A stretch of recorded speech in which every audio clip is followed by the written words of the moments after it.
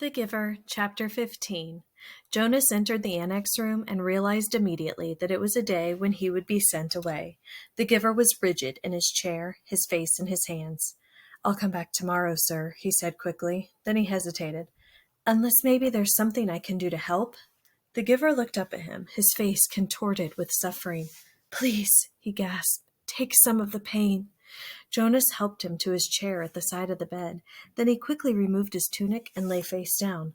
"Put your hands on me," he directed, aware that in such anguish the Giver might need reminding. The hands came, and the pain came with them and through them.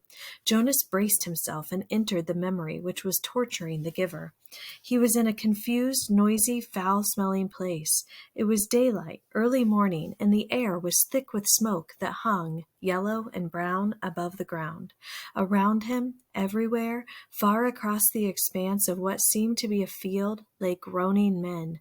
A wild-eyed horse, its bridle torn and dangling, trotted frantically through the mounds of men, tossing its head, whinnying in panic.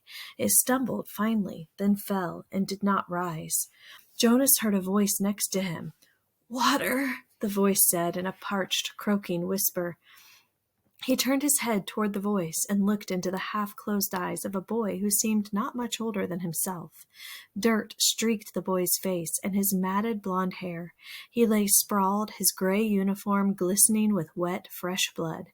The colors of the carnage were grotesquely bright, the crimson wetness on the rough and dusty fabric, the ripped shreds of grass startlingly green in the boy's yellow hair. The boy stared at him. "Water," he begged again. When he spoke, a new spurt of blood drenched the coarse cloth across his chest and sleeve. One of Jonas's arms was immobilized with pain, and he could see through his own torn sleeve something that looked like ragged flesh and splintery bone. He tried his remaining arm and felt it move. Slowly he reached to his side, felt the metal container there, and removed its cap, stopping the small motion of his hand now and then to wait for the surging pain to ease.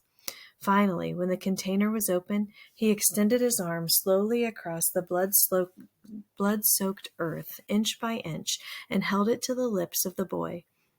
Water trickled into the imploring mouth and down the grimy chin. The boy sighed. His head fell back, his lower jaw dropping as if he had been surprised by something. A dull blankness slid slowly across his eyes. He was silent. But the noise continued all around, the cries of the wounded men, the cries for begging for water and for mother and for death.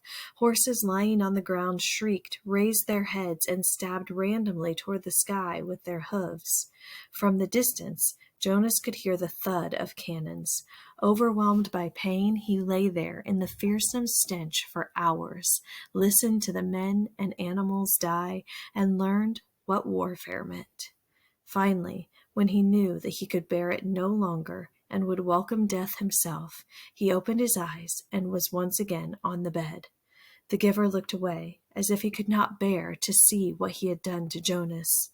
"Forgive me," he said.